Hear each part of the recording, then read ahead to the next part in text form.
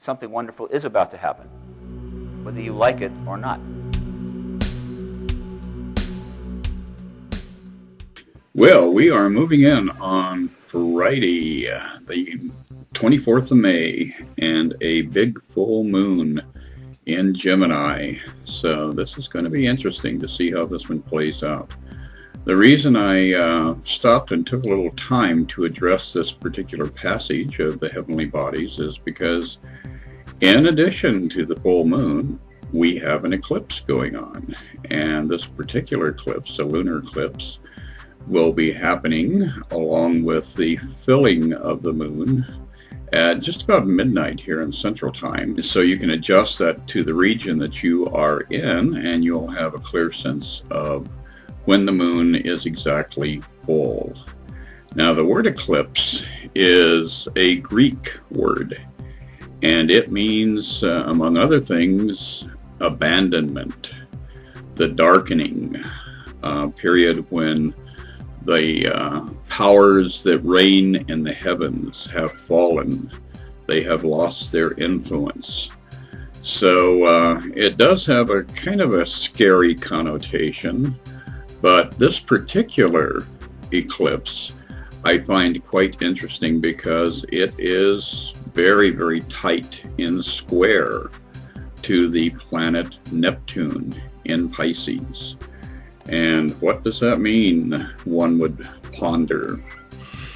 Well, the sun and moon are going to be all about communication and bringing awareness to the surface. The sun will be in Gemini, the moon will be in Sagittarius, and both of those two elements will be in square to Neptune in Pisces. Now, we know that the moon itself is the reflective mind. It is that part of our own consciousness that by and large remains hidden most of the time. It reaches out to communicate to us periodically through dreams and impressions and hunches, and it's very intimate with higher consciousness.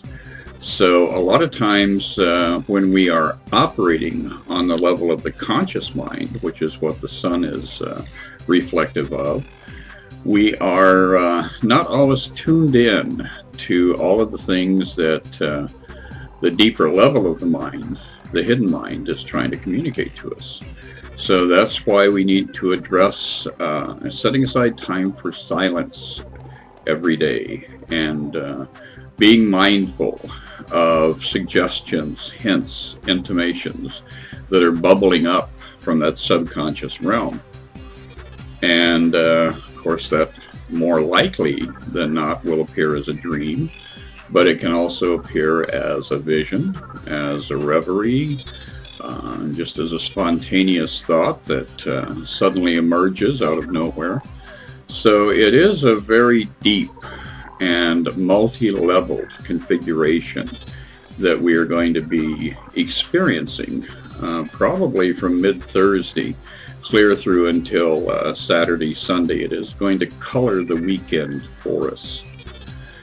Now, how about Neptune? What is Neptune and what is its influence in this magical dance in the heavens?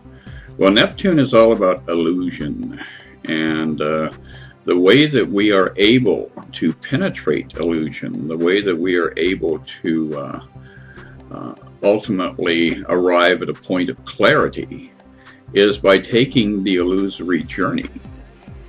So Neptune has often been associated with drugs and with a lot of hedonistic activities, as well as different realms of sanity and insanity. So we've got a planet that is interactive with the sun and the moon, two of the most important planets in the chart.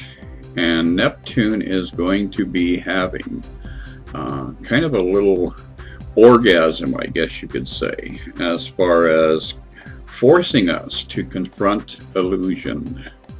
And illusions are sometimes generated by us so that we don't have to address our own reality.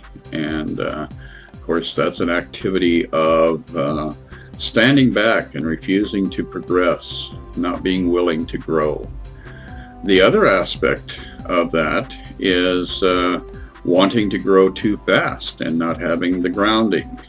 And then you have these delusions of grandeur where you go off and you go on a quest for the Holy Grail, only to discover after you found it that it was just a tin cup and really didn't have that much meaning for you.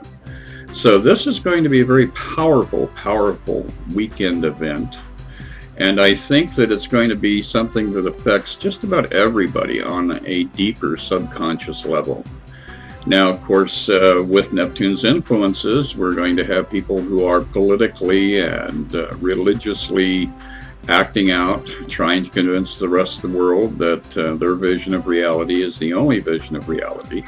So we want to be tolerant and at the same time discerning about some of the dialogues we allow ourselves to get involved in, as well as any activities that puts us in large groups of people. If you're going to go see a movie, if you're going to get out and go to a party, if you're going to go dancing and dining, this is a time when you want to make sure that you're checking your own inner self for soundings and for a sense of, is this a good time to go here or to go there? So it is a period of mindfulness. It is also kind of an Armageddon for a lot of us. It will be the lifting of the veil. And all of this is part of this ongoing series of events that are forcing humankind to evolve. And of course, evolution likes to appear as a collective phenomenon, but more significantly, personal evolution is what ultimately transforms the universe we inhabit. So as you are out moving about Thursday night, Friday night, Saturday night, as you are moving with crowds and through crowds, be mindful and be respectful of that inner voice that is giving you a sense of, oh, take a left here, but don't go down that path to the right, that sort of thing.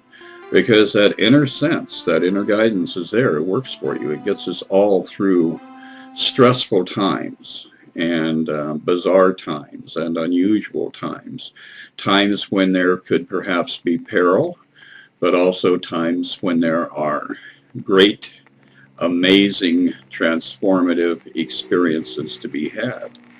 So don't treat this full moon and the eclipse as being a period of fearfulness, but rather mindfulness. And get out and experience the world, because you undoubtedly will be receiving messages from that depth of your own soul, from that source of inner wisdom.